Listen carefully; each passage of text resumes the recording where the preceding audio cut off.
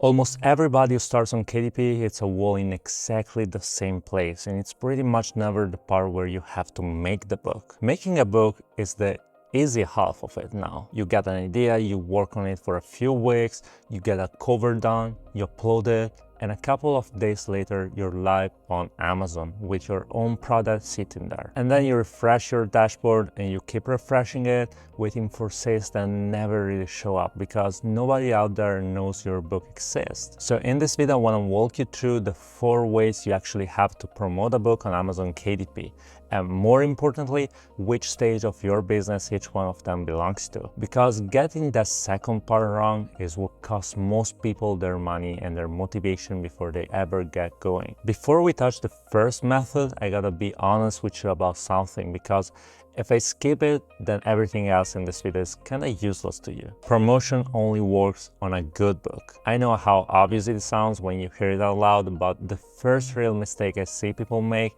is spending months trying to promote a product that was never good enough to be promoted in the first place. And I understand exactly where it comes from. You go on YouTube and almost everybody tells you to run the whole thing through AI, throw it together in Canva or whatever paid tool they're pushing that month, and get it published as fast as humanly possible. It's an easy story to believe because it makes it sound like the hard part is over before it even started. If you genuinely want to sell books, an acceptable product is not gonna cut it. You want something premium, the kind of book where somebody finishes it and immediately wants to tell a friend about it. All 4 of the methods I'm about to explain sit on top of your product, and none of them work without it, and I genuinely mean that. Now, I'm sure there are other ways to promote a book that I've never tried. I'm only gonna talk about the 4 I've used with my own money, so I know how each one behaves when something is actually on the line. Let's start with the obvious one, the one every new publisher reaches for first, and that's Amazon ads. If you watched me before, you already know I usually tell beginners to stay away from them, and I'm aware that puts me against basically the entire KDP space on YouTube, where the standard line is that ads are the only real way to succeed on Amazon. I don't agree with that at all. Amazon ads are a tool like everything else, and the real question was never whether they work. The question is when they work. Here's how I look at it. If you sell products online, then you're an entrepreneur, and KDP doesn't change that one bit. An entrepreneur puts every option on the table and then works out when each of them is the right call. So no, ads aren't useless. What most people do with them is where it falls apart. The advice you hear everywhere goes something like this. You publish a brand new book, you switch ads on right away to give it a push, you put money in up front, and eventually the sales start rolling and it pays for itself. On paper, fine. In practice, your book is brand new, so it has no reviews, no ranking, and no social proof of any kind. And you're paying Amazon to put an unproven product in front of people who have plenty of proven options sitting right next to it. It can work if your book is a genuine bestseller and you nail every single piece of it. Even in that case, you're carrying all of the risk, and you're carrying it at the exact moment you can least afford to. Now, I know what you're thinking. If they're that risky, why do I keep saying ads are useless? Because there's a very specific moment where they become one of the best things you can possibly do with your money. In my experience, Amazon ads earn their keep when your book already has more than 1,000 reviews on it, with an average sitting around 4.6 or 4.7, and you're generally confident that if somebody types in a certain group of keywords and sees your book in the first position, they're gonna choose yours. At that point, you're paying for a click from a person who's already interested, already searching, already halfway to the checkout. That's a completely different transaction from paying to introduce yourself to a stranger. And what you're converting there is what I call the aware customer. So people who are on Amazon right now looking for a solution to their problem, who've already decided they want that solution in book form. You have to understand how small a group that really is compared to everybody in the world walking around with the same problem. It's a tiny slice of them. Being small works in your favor here though, because when your book shows up first and it's carrying 1,000 honest reviews behind it, you convert nearly all of that slice. And converting nearly all of a small group over and over every single day turns into a lot of money. That's when Amazon ads are generally brilliant, which is why I call it an advanced move that belongs at an advanced stage. If you take that same playbook and run it on a book with no reviews that you haven't even validated yet, you're handing over money you'll probably never see again, and losing money in your first few months is a brutal way to start a publishing business, especially when the other 3 methods on this list don't ask you to. The second method is email marketing, and pretty much every publisher out there has heard of it. What I see is most of them using it in a way that guarantees that it will never make them much money, so let me walk you through how I use it instead. Here's what usually happens. Somebody writes their book, publish it on KDP, and puts a lead magnet inside it, which is a free resource the reader can claim by handing over their email address. That's where the first mistake shows up, because the free resource is almost always a one-page PDF that nobody on earth actually wants. Look at it from the buyer's side for a second. They pay for your book, they're sitting there reading it, and then you offer them something extra for free, except the extra thing is a checklist they could have written themselves in 2 minutes. They're not handing over their email address for that, and honestly, why would they? If what you're giving them doesn't add anything to the experience of reading the book and solving their problem, it's dead on arrival. And the reason it hurts so much is that the people buying your book are already a small circle. So if you take a small circle and convert only a fraction of it because your free thing is weak, you end up with a list of 40 people, and at that size, email marketing does absolutely nothing for you. The way you fix it is to stop thinking about a resource and start thinking about a product. Build something you could genuinely put a price on and sell to somebody. It could be an extra video course that goes deeper on one chapter. It could be a tool, a spreadsheet, something you set up in Notion, something you build with Cloud Code in an afternoon. Literally create a paid product and then give it away free to the people who bought your book, because what you're chasing is a conversion rate from buyer to lead that sits as close to 100% as you can push it. The second mistake is a bigger one, and it's a mindset thing. Most publishers keep thinking like publishers, when the thing that actually pays is thinking like an entrepreneur. If your dream is to be a writer, then go write books. That's the whole job, and it's a beautiful one. If you're using KDP as a vehicle to make money, and you have no burning desire to become an author, then you have to start acting like somebody running a business. And somebody running a business will never look at a list of happy buyers and decide the best possible next move is another $20 book inside the same brand. I did exactly that, by the way. It can work in certain cases, and I'm not gonna pretend it never does.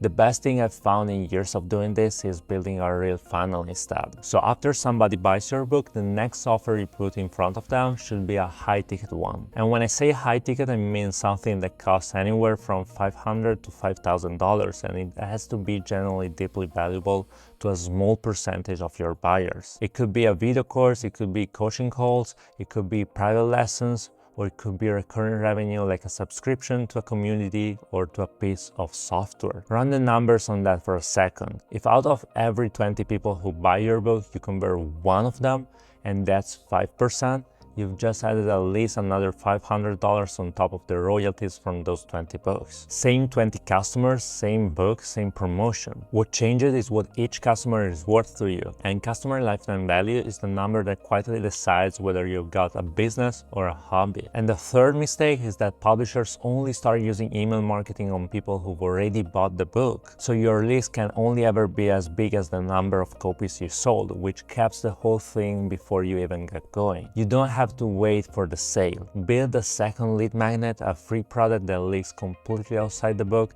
and use the other promotion methods we're about to talk about to put it in front of people who've never given you $1. Now you're collecting emails right at the top from people who haven't bought anything yet, and you can email them, build the relationship properly, and sell them the book itself. That's how you end up with way more leads than your sales numbers would ever hand you, and it completes the funnel the way it's supposed to work, from a free product to the book as your low ticket offer, and then to the high ticket offer you sell over email. The third way to promote your books is meta ads, so Facebook and Instagram. And with this one, we go back to something passive because you set it up and then it runs while you're asleep. Meta ads are more complicated than Amazon ads, and I'll be upfront about that. You have to make the creative yourself, you have to test a lot more before you find something that works, and there's a real learning curve in front of you. What you get in exchange is a level of optimization Amazon is never gonna give you, and the ability to put in the same machine at completely different goals. The first way to use it is lead generation. You promote your free product on Facebook and Instagram, you acquire a lot of leads, you convert a portion of them into book buyers, and then you use email marketing on those same people to move a small slice of them onto your high-ticket offer. This is the version where you go for volume, the biggest number of leads you can possibly get. The trade-off is that your money goes out first, because those leads aren't buying the second they land on your list. You gotta nurture the relationship for a while before they buy the book. The second way is what I call the break-even method. Instead of promoting the free product, you sell the book directly through the ads, and the goal is that the royalties you earn on each sale at least cover whatever you spend on ads to get that sale. You're aiming to break even and nothing more. And because the book is sitting on Amazon, which is about as trustworthy as a checkout page gets, converting people isn't as hard as it sounds. Here's why breaking even is the whole point. Once you've broken even, every single buyer you acquired costs you nothing at all. So when you email them your high-ticket offer, you're promoting it for free to people who already pay you money and already got real value out of your book. Those leads are hot because the book is what built the trust, and a small percentage of them are ready to spend a lot more with you. I use this on funnels I'm already confident about. It belongs at an advanced step. Once you're already making money from your books and you can afford to test something riskier. And I want you to hear that part clearly, because run too early, it will drain you fast. The real advantage of Meta over Amazon is control. It's much easier to scale. You get far more data to work with. You can build a proper landing page instead of an Amazon product page you can barely touch, and you can test a lot of different creatives to find out which one converts best. And you end up with a lot of leads to work with. I made a lot of money selling my high-ticket offers to people I acquired for free through this exact method. The last one is my favorite, and it's also the only method on this list that asks something of you every single day. Content marketing means creating organic content on social media to promote your books. You can use TikTok, you can use Instagram, you can use Facebook, you can use YouTube, and Pinterest is interesting too. What makes it different from everything else we've covered is that it's completely free. You're not paying for a service and you're not paying for ads. What it costs you is consistency, 2 or 3 pieces of content every day, pointing people either at your book or at your lead magnet. This is the method I started with over 3 years ago with my very first book, and that book went on to make over $180,000 without a single dollar spent on ads. I've stopped promoting it now, and the only reason is that I found this better way of using funnels and high-ticket offers to make a lot more money outside of Amazon. The first one was a low-content book, an activity book for couples, so there was never a high-ticket offer I could realistically put behind it. And even now, with me doing nothing to it at all, it still makes at least $200 to $300 every single month, completely passively, while I'm off working on funnels that are far more profitable. Now, when I say 2 or 3 pieces of content a day, I don't want you picturing 8 hours in front of an editing timeline, because that's not what this is. It can be a carousel, a slideshow on TikTok, or a short video with a text hook where you're just flipping through your book on camera. I'll be honest with you, this one isn't passive, and I'm not gonna sell it to you as if it were. When I started, I didn't have money to invest in anything, so this was the only door open to me. I was a management engineering student at the time, so I had very little time on my hands,